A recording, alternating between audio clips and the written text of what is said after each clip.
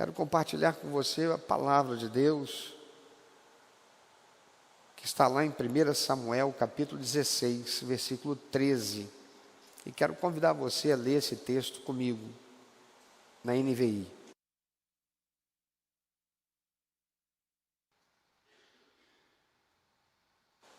Primeira Samuel, capítulo 16, versículo 13. Vocês podem juntos, bem forte, lerem esse texto. 1 Samuel, capítulo 16, versículo 13. Podemos? Samuel.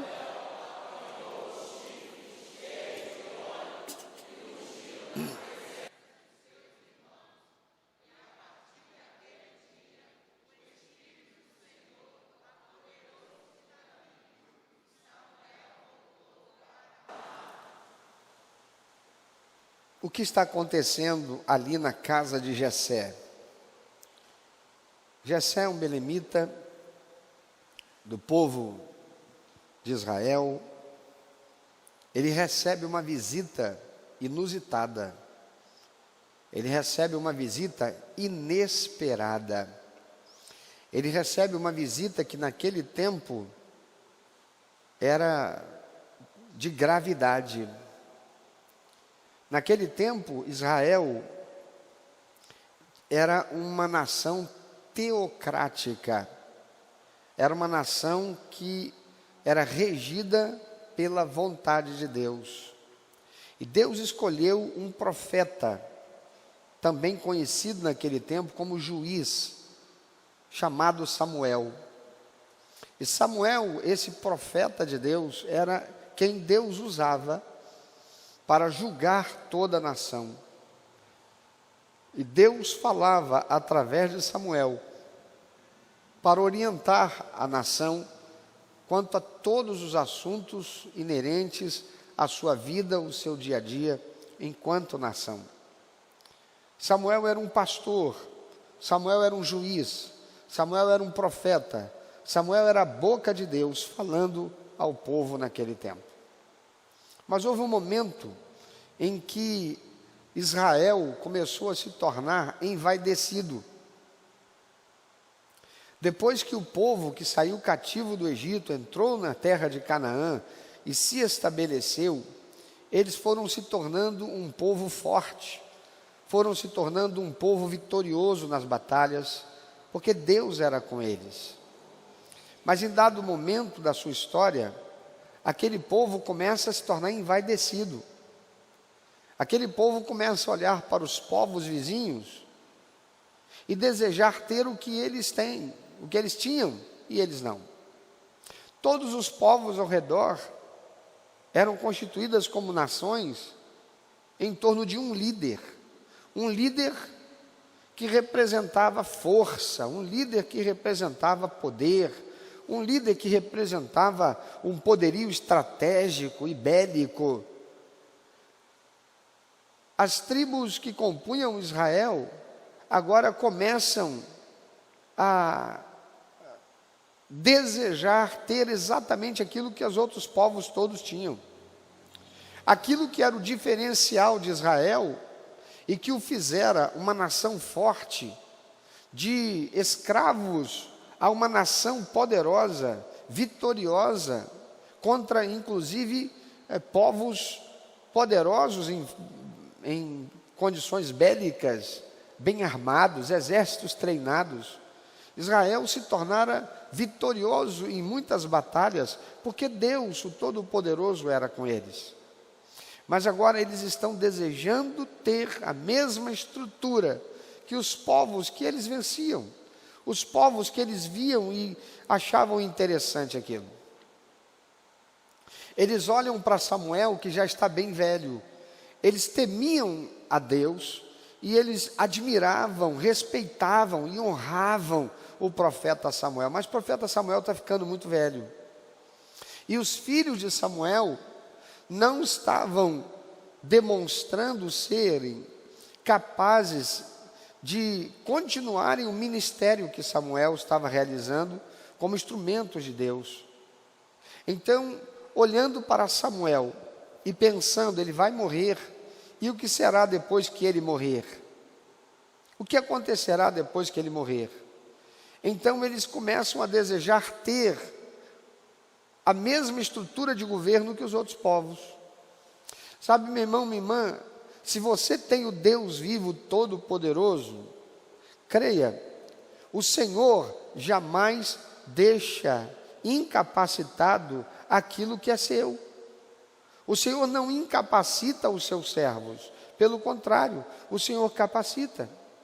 Tudo que aquele povo tinha que fazer era continuar confiando em Deus, o Deus que proveu Samuel, porque no momento em que o Israel estava vivendo sob uma liderança que se corrompeu, Deus levantou Samuel. O que Deus faria agora naturalmente é, na medida em que Samuel estava se tornando idoso e viria o momento em que ele seria incapacitado, o Senhor levantaria outro para estar no lugar dele, porque o Senhor é provedor, aleluia. Mas o Senhor é provedor para aqueles que confiam nele. Então eles vão até Samuel e dizem para Samuel: olha, você já está velho, e os teus filhos não inspiram confiança a nós. O que será de nós quando o Senhor morrer? Então, nós desejamos ter uma liderança, nós queremos estar debaixo da autoridade de rei, assim como os outros povos têm, nós queremos ter um rei. Deus então ouve a voz do povo, e Deus diz para Samuel: Samuel, não fique triste com esse povo, não é você que eles estão rejeitando, eles estão rejeitando a mim, não a você. Meu irmão, minha irmã, eu talvez esteja falando agora com alguém que saiu de alguma igreja, deixou a igreja em que você era membro, porque você ouviu alguma palavra vinda do púlpito que confrontou você e que te trouxe desconforto. Provavelmente uma palavra vinda de Deus, mas que você não a recebeu, por Deus estar usando aquele pregador, aquele pastor, e você se sentiu em desconforto com aquela situação e você deixou a igreja. Talvez eu esteja falando agora com alguém que deixou a sua igreja, onde a palavra do Senhor é pregada, a palavra do Senhor. Talvez uma igreja que não tenha muita formosura no seu prédio, no seu patrimônio. Talvez uma igreja que não tenha jogo de luz, não tenha iluminação cênica, e deixou aquela igreja onde a palavra de Deus era a verdade, onde ela era pregada com sinceridade vinda de Deus, para se deixar levar por aquilo que os olhos veem de belo, agradável e atraente. Volte para a verdade, volte para o caminho do Senhor, tome cuidado. O povo olhou para os povos em redor e viram a beleza de um exército bem montado, um exército dirigido por um governante. Acharam bonito ter um líder que ia à frente na batalha, trajado com roupas de guerra que chamavam a atenção. Quem era Samuel? Samuel era apenas um profeta que andava com um bordão, um cajado, com roupas simples, mas que trazia a verdade da palavra de Deus. Deus permite então que eles tenham um rei. Deus diz para Samuel: fica tranquilo, não é contra você o problema, a questão é comigo. Eles não querem mais serem conduzidos por mim. Eles querem uma mensagem que seja gostosa de ouvir. Eles não querem mais sentirem temor quando você for abrir a boca para falar na minha palavra. Então Deus permite que eles escolham, mas Deus indica. E quando Deus aceita o pedido daquele povo, Deus indica um homem que era o perfil exato que eles queriam. Lá está Saul. Saul foi a escolha dos homens, não foi a escolha de Deus. Saul era um homem muito alto, era mais alto entre todos os homens da sua geração. Ele era um homem forte. Saul era um homem vistoso. Saul era notado de longe. Saul era o protótipo do homenzão, sabe? O homão. Fosse aqui no Brasil, diria aquele que é 1,80 m, sarado, né? Aquele cara que chama a atenção. Diz a palavra de Deus que do ombro para cima ninguém superava Saul. Era alguém que realmente chamava a atenção. Mas logo mal começou o seu reinado, Saul começou a mostrar as suas falhas de caráter. E Deus o rejeitou. Por causa disto, Samuel é chamado por Deus, diz o Senhor, vai na casa de Jessé, porque eu tenho provido para mim, ouça isso, eu tenho provido para mim de um rei, segundo o meu coração, alguém que é a minha escolha para reinar sobre o povo. E lá vai Jessé, ou lá vai Samuel, à casa de Jessé. Quando ele chega no lugar, as famílias ficam nervosas e correm para ele para perguntar: é de paz a tua vinda? Porque sendo ele um juiz da parte de Deus, quando Samuel chegava, muitas vezes tinham o temor de que viesse uma palavra de Deus, de repreensão do povo, em virtude de alguma coisa errada que tivessem feito.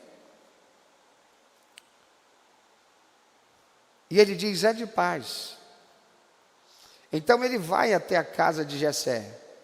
E ele diz para Jessé: reúne a tua família, porque nós vamos sacrificar o cordeiro e nós vamos cear juntos. Aquilo era uma expressão de muita honra para Jessé. E Samuel diz para Jessé: traga-me os teus filhos. E Jessé trouxe um por um dos seus filhos. Do mais velho, forte, vistoso, Samuel olhava para ele, e lá está Samuel, com um chifre cheio de óleo, porque assim é que era feito antigamente, naquele tempo. Pegava-se um chifre de carneiro, enchia-o com óleo e especiarias aromáticas, e esse óleo, com essas especiarias, era derramado sobre aquele que era ungido ou escolhido, aquele que era escolhido para uma tarefa, para um ministério específico que Deus assim o queria. Lá está Samuel com o chifre cheio de azeite e esperando para derramar sobre aquele que Deus escolheu. Vem o primeiro filho de Jessé. Samuel olha e diz: com certeza é esse. Mas Deus diz: não. Vem o segundo, também forte, valente. Mas Deus diz: não. E assim Samuel vê passar à sua frente cada um dos seus filhos, até que todos passam. E Samuel fica estranhando a situação, porque afinal de contas Deus disse que dentre um dos filhos de Jessé seria o novo rei. Então Samuel pergunta: estão aqui todos os teus filhos? Não tem mais nenhum? Jessé diz: não, tem o pequenino ainda, tem o adolescentezinho, caçula, Davi, o rapinha do tacho. Mas ele é aquele que fica lá no campo, tomando conta das ovelhas. A posição de Davi, o filho caçula de Jessé, era a posição do esquecimento. Ele não foi lembrado. Jessé não pensou em chamá-lo. Embora estivesse ali na sua casa o profeta de Deus, que dissera para ele: reúna a tua família, nós vamos sacrificar, nós vamos fazer o sacrifício pacífico e vamos cear juntos. Jessé reúne todos, menos Davi. Eu não sei quanto a você, mas eu sei o que é viver isso. Tem gente que é de uma família grande, e talvez a família mais pobre. E é aquela família que os demais parentes, quando se reúnem, não se lembra de chamar aqueles para as festas. Não se lembra de chamar aqueles para o encontro da família. Porque são os mais pobres. São aqueles que não têm o carro. São aqueles que moram num bairro mais afastado. Talvez eu esteja falando com alguém que vive uma realidade parecida com essa, se sente desprezado, esquecido, aquele que está lá no campo tomando conta das ovelhas. Assim foi Davi. E quando Samuel sabe que ainda tem Davi, Samuel diz: pois nós não vamos nem sentar enquanto esse garoto não chegar aqui. Nós não vamos fazer mais nada, para tudo, até que ele venha. E quando Davi entra, Deus diz para Samuel: este é aquele que eu tenho escolhido. Então Samuel unge Davi. Agora eu quero te chamar a atenção para esse texto. Vou pedir para você ler mais uma vez.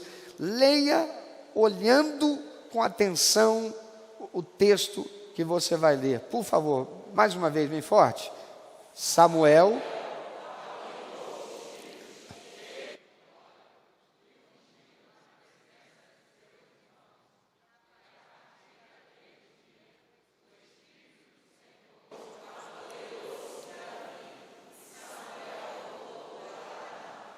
Irmãos, prestem atenção no que está dizendo o texto. Samuel ungiu Davi aonde? Na presença dos seus irmãos. Samuel unge Davi na presença daqueles que foram reputados por valor. Deus faz aquele que era relegado ao esquecimento, aquele que estava lá no campo, aquele que não foi lembrado para fazer parte da ceia, aquele que não foi chamado para fazer parte da comunhão. Deus usa Samuel para ungí-lo no meio daqueles que foram os convidados, aqueles que aos olhos dos homens eram os que tinham condições, mas para Deus, diz o Senhor a Samuel: você vê com os olhos dos homens, mas eu vejo o quê? O coração. Samuel unge Davi no meio dos seus irmãos. Davi era o esquecido, aquele que ficava no campo cuidando das ovelhas. Samuel vai à casa de Jessé e esse não chama Davi, mas chama todos os filhos. Davi foi deixado de fora, ele não foi considerado nem pelo seu pai terreno. Mas lá no campo, sozinho, cuidando das ovelhas, esquecido dos outros, ele era observado por alguém que era quem mais importava. Ele era observado pelo Deus Todo-Poderoso. Meu irmão, minha irmã, meu amigo, minha amiga, você pode ser esquecido por todos, mas Deus te vê. Você pode se sentir abandonado, você pode se sentir relegado ao ostracismo, você pode se sentir com menos valia, porque aqueles não te chamam, não te inserem, mas Deus te vê. Se você tem um coração voltado para Deus, Deus te vê. Ele está te vendo. Você pode estar se sentindo rejeitado, rejeitada, mas se você é alguém que ama Deus, se você é alguém que teme a Deus, se o teu coração é um coração voltado para Deus, creia nisso, o Senhor te vê.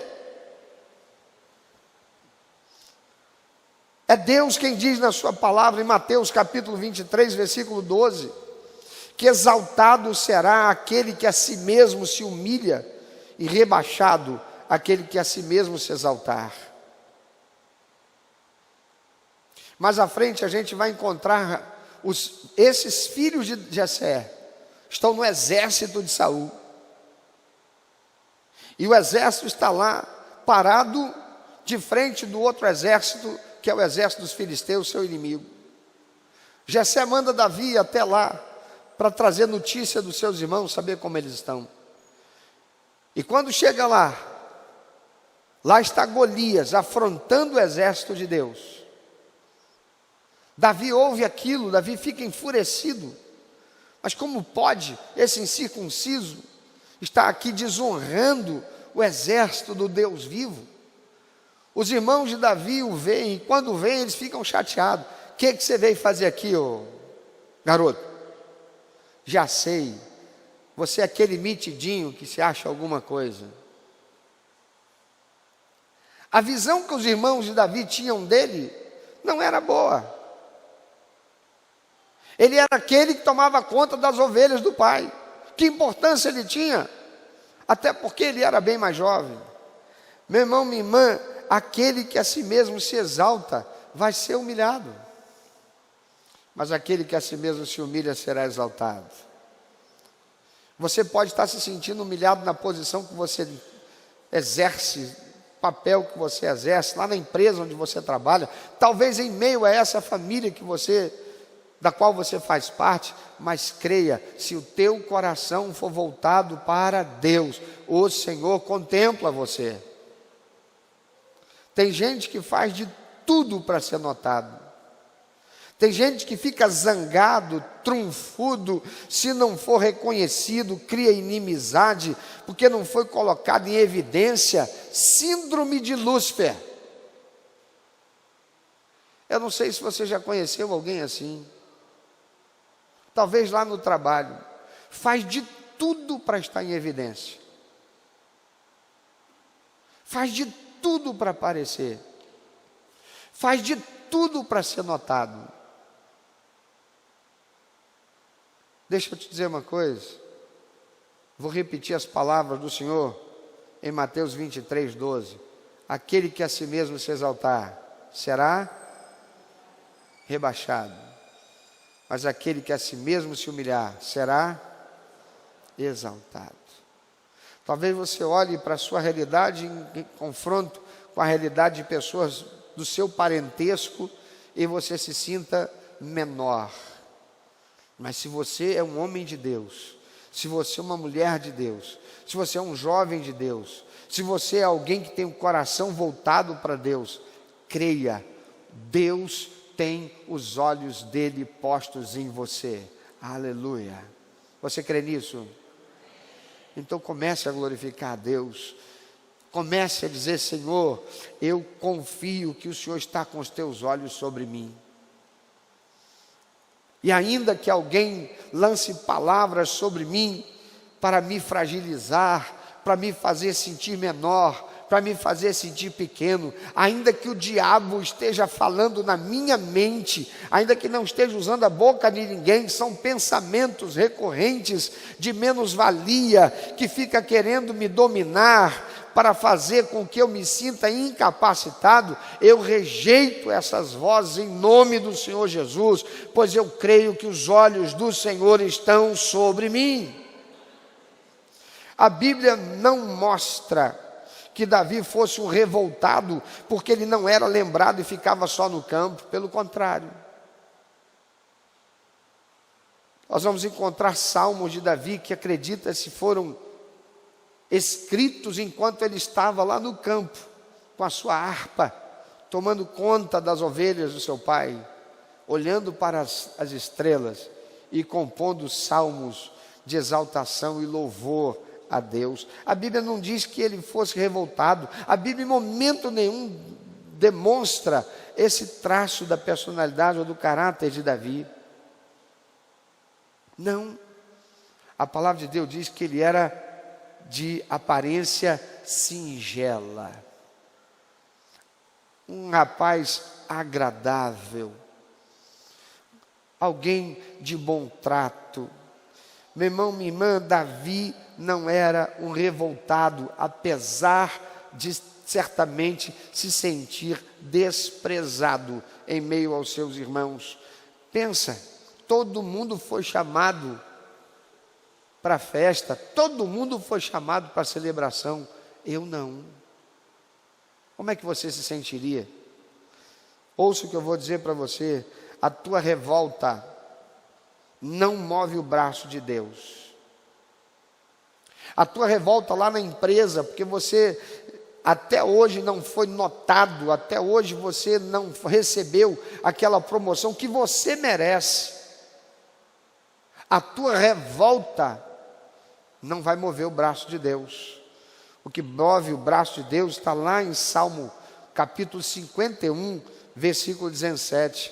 Sabe o que diz lá? Vamos ler juntos? Salmo 51, 17. Os sacrifícios que agradam a Deus são o quê? Um espírito quebrantado, um coração quebrantado e contrito, ó Deus, não desprezarás. Quem está falando isso é alguém que sabe ou sabia o que estava dizendo. É aquele que estava lá, que foi esquecido, que não foi sequer convidado para a festa, mas que Deus o colocou no lugar de honra. Tem gente que faz de tudo para ser notado e fica revoltado se não for. Mas a Bíblia diz, Romanos capítulo 12, versículo 16: acomodai-vos às coisas humildes. O que o Senhor está querendo dizer aqui através do apóstolo não é: eu sou pobre, eu vou me acomodar, porque a Bíblia diz que eu devo me acomodar, porque eu sou pobre, então eu vou aceitar ficar nesse emprego aqui, ganhando esse salário, eu não vou pensar em ganhar mais, eu não vou pensar em progredir. Não, não é isto. É que tem gente que vive o tempo todo com tanta ansiedade de progresso, de sucesso, que acaba enfiando os pés pelas mãos, acaba assim, vai descendo, acaba não dando a Deus a glória que é dele, acaba se esquecendo de princípios e valores do Senhor e deixando de vivê-los. A palavra de Deus diz: acomodai-vos às coisas humildes. Davi, ele estava lá, realizando o seu trabalho. Sabe o que essa palavra de Deus quer dizer? Faça aquilo que está colocado nas tuas mãos com o melhor que você possa, com o maior nível de excelência que você puder, e confia, porque quem está olhando para você não é teu chefe, não é teu patrão, não é alguém com condições, não são essas pessoas que têm que olhar para você. Quem estará olhando para você é o Senhor, e Ele é fiel, Ele é justo. O teu chefe pode esquecer você, pode deixar você para lá, mas o Senhor é fiel e justo. Se eu não servir de exemplo para você em nada, querido, tudo que eu pregar aqui será tão somente palavras que você pode receber como palavras ao vento. Então deixa eu compartilhar de uma experiência minha. Quando eu vim de Campos, dos Goitacazes, voltei para cá, meu primeiro emprego aqui foi ser datilógrafo numa empresa de mudanças internacionais, que ficava ali na Avenida Brasil, em Bom Sucesso, em frente da antiga De Pascoal. Eu fui trabalhar no setor internacional, de mudanças internacionais. Tudo que eu falava de inglês é good morning, how do you do, how are you, I'm fine, thanks. E eu também costumava dizer, like nor like, mas money que é good, nós não have. Ou seja, eu não sabia inglês para estar trabalhando no departamento internacional de uma empresa de mudanças. Mas eu fui para ser datilógrafo. Eu fui trabalhar e aceitei, porque eu tinha que trabalhar, com 19 anos para 20, eu tinha que trabalhar. E eu aceitei aquele emprego, datilógrafo. Eu nunca tinha usado uma máquina de escrever esferográfica. Lembra da máquina de escrever, aquela elétrica, que era esferográfica, era uma esfera da IBM? Alguém lembra disso? Isso é do século passado, né, irmão? Isso é bem antigo, né? Eu nunca tinha feito nem curso de datilografia, irmão. Eu fiz curso de catomilhografia, conhece? Aquilo que você bate com um dedo. Depois, com o tempo que eu fui desenvolvendo aquele negócio. E eu fui trabalhar como datilógrafo. Mas o que eu precisava fazer? Eu tinha que digitar aquilo que os meus colegas do trabalho escreviam, colocando na forma. Então eles me deram uma forma, uma forma, né? Um padrão. Eu tinha que apenas colocar as informações, escrevendo ali. Saber inglês facilitava, mas era só não digitar errado. Eu comecei a trabalhar ali como datilógrafo. Irmãos, eu me esforcei muito. Eu entendi que se eu fosse querer alguma coisa mais naquela empresa, eu precisaria falar inglês. Então eu comecei a fazer uma coisa. Nós almoçávamos na empresa e era descontado do nosso salário o almoço. E eu, para aprender inglês, eu tinha que fazer um curso de inglês. Sabe o que eu fiz? Eu entrei e me matriculei no curso de inglês. E para pagar o curso de inglês, eu não ia ao cinema.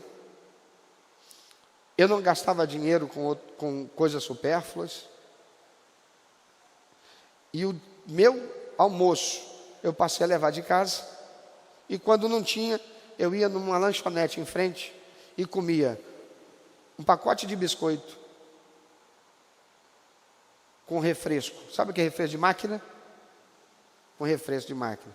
Graças a Deus eu não desenvolvi nenhuma gastrite, porque eu fiquei nesse negócio por mais de um ano. Mas em um ano eu fiz o equivalente a 1 ano e meio de curso de inglês, porque eu estudava muito. E eu passei a fazer uma outra coisa. Eu passei a me oferecer, porque sábado sim, sábado não era plantão. Então eu passei a me oferecer aí no sábado que não era meu plantão, para ajudar os colegas, com a intenção de aprender o serviço que eles faziam. Então eu fui desenvolvendo, me esforçando, estudando muito o inglês, ouvindo fita cassete e me esforçando muito. E eu passei a levar processos para casa já concluídos, que eu pedi autorização e me deram. Meu pai, certa feita, virou para mim e falou assim: rapaz, deixa de ser bobo. Seus colegas estão todos ali no campo jogando bola, e eu não vejo você mais jogar bola, não vejo você mais fazer nada, você não sai mais para lugar nenhum, você só vive enfurnado estudando e trazendo trabalho para casa. E eu disse para ele: pai, eu estou investindo no meu futuro. Depois de algum tempo, irmãos, eu fui colocado para trabalhar fazendo desembaraço alfandegário de mudanças que embarcavam via aérea. Então eu entendi que para eu conseguir uma posição ali, eu precisava entender muito bem daquele negócio. Então eu devorava livros das companhias aéreas, tipo de avião, tamanho das portas de entrada de carga, qual era as dimensões que um Boeing 747 tinha interna, que tipo de embalagem tinha que ser feito. E eu me tornei tão bom nisso, que acabei recebendo a incumbência da responsabilidade de desembaraço de carga aérea, e logo depois eu me tornei auxiliar do departamento internacional. E agora eu não era mais datilógrafo, eu era um auxiliar do departamento internacional. E era eu quem fazia todo o processo de mudança via aérea. E eu fiquei 2 anos naquela empresa. Até que um dia, eu fui fazer o desembaraço de um cachorro para embarcar para a Alemanha. Ele era um cão de do ex-presidente de uma multinacional no Rio de Janeiro. Aquilo significava que o animal precisava chegar lá no destino, sadio, em plenas condições, abanando o rabinho, para que o presidente daquela empresa ficasse muito feliz, porque se aquele animal chegasse doente ou morto, representaria algo muito sério e muito grave para a empresa. Perderíamos muitos clientes com aquilo, o contrato com aquela empresa. Então eu fui fazer o desembaraço, E eu saí do aeroporto internacional, o aeroporto do Galeão. Eu saí de lá 10 horas da noite. Eu usava uma motocicleta da empresa. O gerente do departamento de vendas estava no aeroporto, encontrei com ele.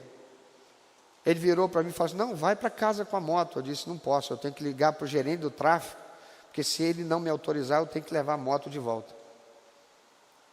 E ele ligou para o gerente do tráfego e ele falou: não, é determinação, tem que voltar a entregar a moto. Irmãos, eu voltei lá em São Cristóvão, Bom Sucesso, perto de São Cristóvão ali, e entregar a moto. 11 horas da noite, eu estava em frente, na Avenida Brasil, esperando um ônibus para vir para casa. No dia seguinte, 6h40, eu estava na empresa, pegando a moto, para ir para o aeroporto, para me certificar que o animal estava bem e ele ia ser embarcado. No meio do caminho, a moto travou. O motor travou e eu fui arrastado pelo asfalto ali na Ilha do Fundão. Consegui me levantar. Mesmo vendo meus machucados, eu me levantei, peguei a moto e fui até o aeroporto. A moto ainda conseguiu andar, eu fui devagarinho. Cheguei lá, resolvi a questão, está tudo certo. Liguei para a empresa, falei com a minha gerente: olha, aconteceu isso, agora eu vou deixar a moto aqui, alguém tem que vir aqui pegar a moto, porque eu vou para o hospital para cuidar das minhas feridas. Quando eu cheguei na empresa, irmão, no dia seguinte, porque o hospital, o médico me deu aquele dia, eu rasguei minha roupa, eu rasguei um calçado que eu tinha ganho de presente de aniversário, tinha pouco tempo. Quando eu chego 2 dias depois na empresa, ou no dia seguinte na empresa, eu sou chamado no departamento pessoal, porque tinha uma advertência para eu assinar. E eu tinha uma advertência para eu assinar, porque eu sofri um acidente com a moto. Uma moto que todo mundo andava nela, todo mundo colocava a mão, que não estava com a manutenção devida. Eu estava a serviço da empresa, sofri o acidente e fui chamado para assinar uma advertência. E ainda ouvi da chefe do departamento pessoal: essa é a primeira, mais 2 você é demitido por justa causa. Eu disse para ela: eu não vou assinar, e fui para a sala da minha gerente. Quando eu cheguei na sala da minha gerente, eu disse para ela: ou a empresa me manda embora, ou rasga aquela advertência, mas eu não posso assinar uma advertência por uma coisa que eu sei que sou inocente. A empresa me tratou com essa falta de carinho, com essa falta de respeito, com essa falta de consideração. A minha gerente foi lá, conversou com a gerente do departamento pessoal e resolveu a situação. Eu continuei trabalhando na empresa, como se nada tivesse acontecido. E detalhe, irmãos, com meu prejuízo das minhas roupas e do meu corpo ferido. Eu trabalhei mais quase 1 ano naquela empresa. Eu não tinha aumento de salário. Eu não tinha reconhecimento. Jogavam sobre mim responsabilidades que eu aceitava, porque minha intenção era aprender e aprender e aprender para estar preparado para quando houvesse alguma oportunidade. Mas quando tinha uma oportunidade, eu era esquecido naquele lugar. Eu não era lembrado. Até que um dia, eu vi um anúncio.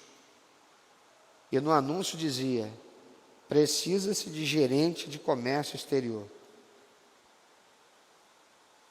E quando eu li, não, precisa de gerente de exportação. E quando eu li aquele texto, daquele anúncio, na minha mente veio assim: liga para esse número. Meu pensamento, o segundo que veio foi esse: mas eu nunca fui gerente, Eu sou auxiliar do departamento internacional na empresa que eu trabalho. Isso aqui é um anúncio para gerente de exportação. Eu não tenho como comprovar experiência, porque eu não tenho na minha carteira outra coisa senão auxiliar administrativo. Não era nem auxiliar do departamento internacional, era auxiliar administrativo. Mas na minha mente veio forte: liga. Eu liguei. A pessoa atendeu. Me entrevistou pelo telefone. Pediu que eu fosse no dia seguinte na empresa. No dia seguinte eu fui à empresa. E eu saí no final do dia daquela empresa, contratado como gerente do departamento de exportação de uma empresa de assessoria de importação e exportação, onde eu trabalhei durante alguns anos. Eu estava esquecido naquele lugar. Eu era lembrado para fazer as coisas que outros não queriam fazer.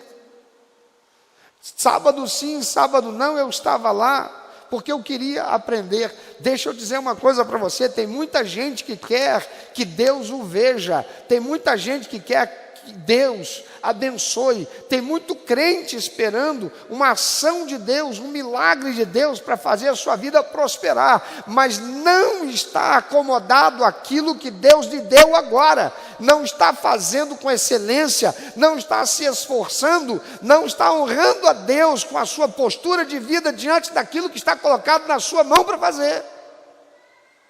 Quando nós vamos ver Davi, que se encontra com Saul, quando ele vai lá e vê o gigante Golias afrontando, ele chega para Saul e diz: Saul diz: rapaz, mas você, esse gigante é guerreiro, você cuida das ovelhas do teu pai. Davi diz para ele: eu sei, meu rei, mas esse que está aí está afrontando o Deus dos exércitos de Israel. E deixa eu dizer uma coisa para o senhor: lá tomando conta das ovelhas do meu pai, quando vinha um leão para pegar uma das ovelhas, eu o enfrentava, e Deus me deu força, e eu consegui vencer um leão. Eu peguei pela barba dele e o matei. De outra feita veio um urso para tomar das ovelhas do meu pai. Deixa eu dizer uma coisa para o senhor: o Deus de Israel me capacitou, e eu também matei aquele urso.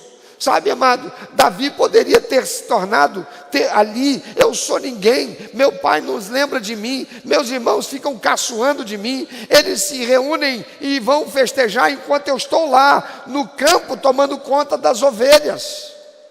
Se vem um leão, que leve. Eu não vou arriscar minha vida, eu não vou fazer nada mais do que eu já estou fazendo. Eles nem se importam comigo. Davi não era assim. Tem crentes que estão vivendo naquilo que tem, naquilo que foi colocado em sua mão para fazer, não estão fazendo com excelência e estão esperando que Deus faça um milagre.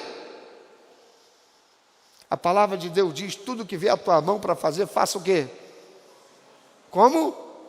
Com excelência, conforme as tuas forças, quer dizer, faça com excelência. A palavra do Senhor Deus aqui pelo apóstolo Paulo, em Romanos 12,16 diz: acomodai-vos às coisas humildes. Sabe o que significa isso daqui? Faça com excelência aquilo que está na tua mão para fazer. Os outros podem dizer que isso é de menos, você pode achar isso de menos, mas lembre-se sempre: Deus, o Todo-Poderoso, está com os olhos em você. Faça com excelência tudo que tiver às mãos para fazer. Não se sinta enfurecido, enraivecido. Não se esmoreça porque o seu patrão não está reconhecendo você. Não esmoreça porque o teu parente não te convida. Ei, faça o seu melhor.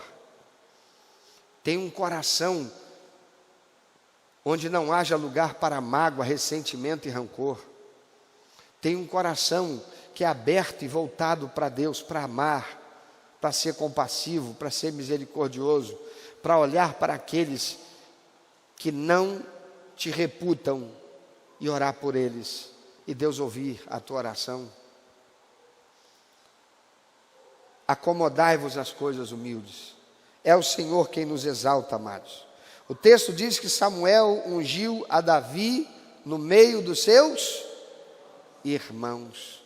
Amado, quando Deus levantar você, quando o Senhor for realizar a obra linda que tem a realizar na tua vida, todos verão que é o Senhor fazendo isso. O texto diz que Samuel ungiu a Davi no meio de seus irmãos. Deus vai fazer você reconhecido no meio daqueles para quem você nada representava, e tudo que você tem a fazer é ter um coração quebrantado e contrito. O que é um coração quebrantado e contrito? Humilde. Ter humildade, ter excelência, dando glória a Deus e confiando que aquele que promete é fiel para cumprir, amém? Você pode estar se sentindo relegado ao esquecimento por não ser reconhecido, mas é Deus que te contempla, é Deus que te vê, e quando você menos esperar, você será tirado daquele lugar para estar num lugar de honra. Pensa um pouquinho sobre isso. Você tem se sentido frustrado com aquilo que você tem, com aquilo que você faz hoje, com a posição que você ocupa hoje? Sabe, amados, quanto mais angustiado, quanto mais revoltado a gente fica, mais distante nós ficamos do agir sobrenatural de Deus para abençoar nossas vidas. Quanto mais quebrantados e contritos, e não deixando de fazer com excelência aquilo que está em nossas mãos. Meu irmão, minha irmã, eu quero perguntar a você, Deus pode contar contigo? Os talentos que você tem sido colocados a serviço do Senhor, independente de quem vai estar vendo o que você vai fazer?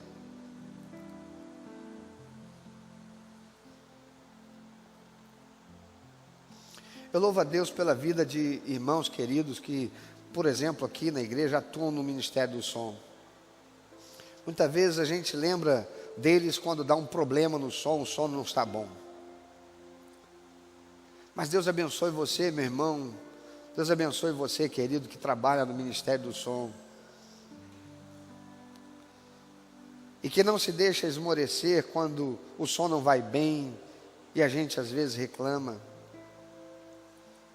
Permanece firme, porque é Deus que está vendo o que você está fazendo com excelência.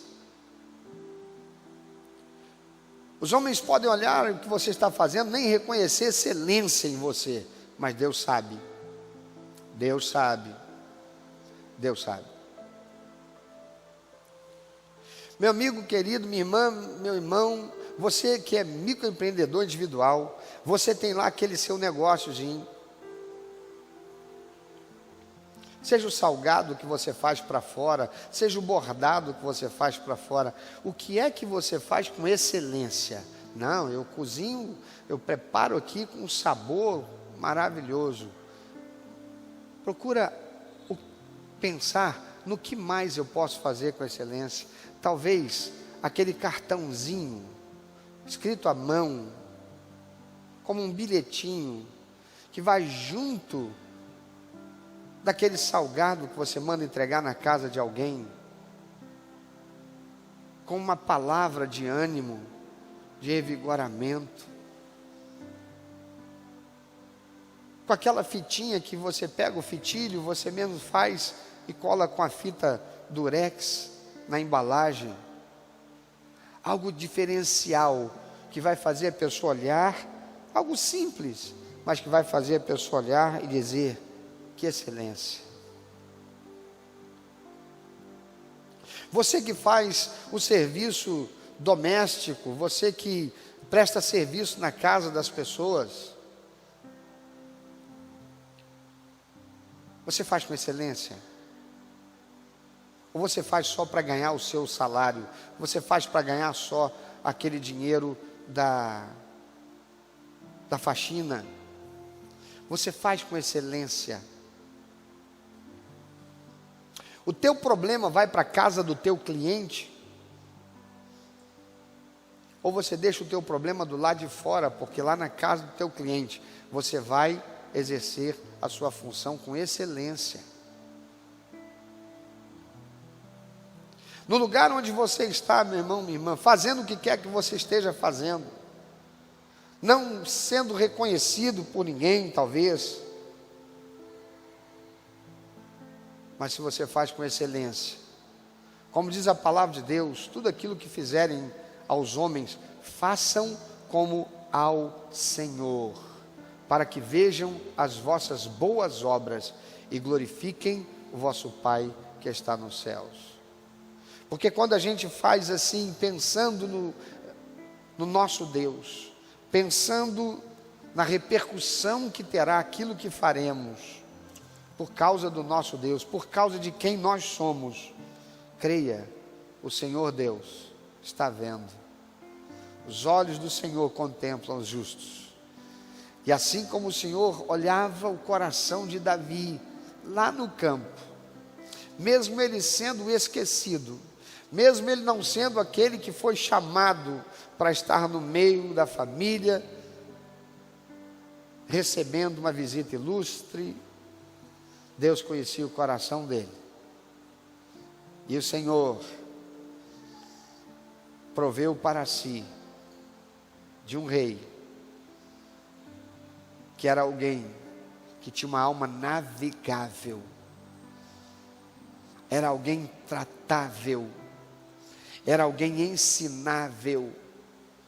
Esse alguém era o Davizinho, o cuidador das ovelhas do seu pai.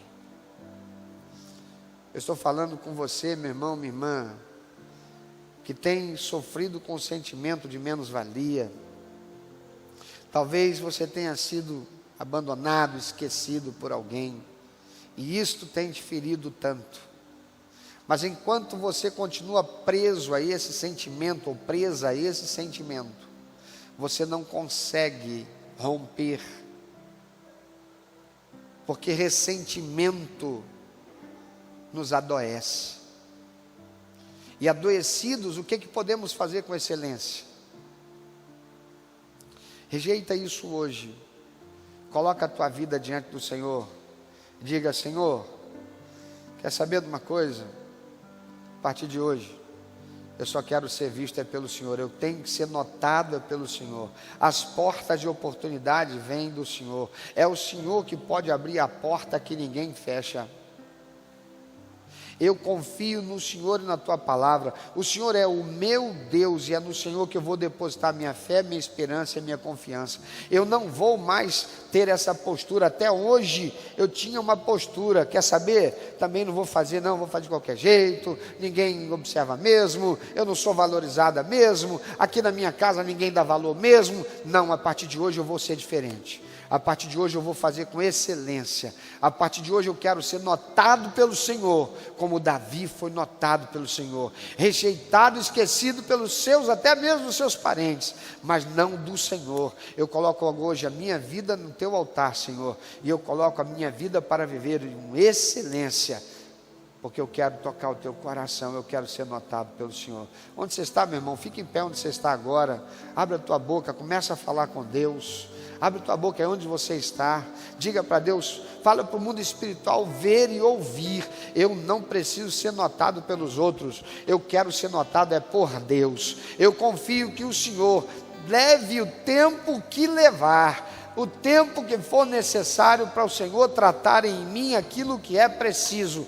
Eu vou ter a minha vida no altar do Senhor, eu vou buscar fazer com excelência, eu vou fazer com santidade, eu vou fazer com pureza e eu vou fazer com excelência, por causa do meu Senhor. Eu quero que digam assim: esse é crente, essa é crente, porque tem algo diferente nele, tem algo diferente nela. Eu não vejo abrindo a boca e murmurando, eu não vejo abrindo a boca e reclamando, eu não vejo fazendo parte daquele grupo que fica reclamando do emprego, reclamando do salário, reclamando do patrão. Esse é diferente, essa é diferente. O Senhor te nota, Ele vai te notar, e no momento próprio o Senhor fará com que você seja reconhecido em meio àqueles que até aqui têm te esquecido. Coloca a tua vida na mão do Senhor agora, meu irmão, minha irmã. Abra a tua boca, fale, deixa o inimigo ouvir a tua voz.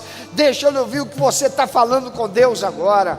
Rejeite todo espírito de menos-valia. Guerreia pela tua vida agora com o Senhor.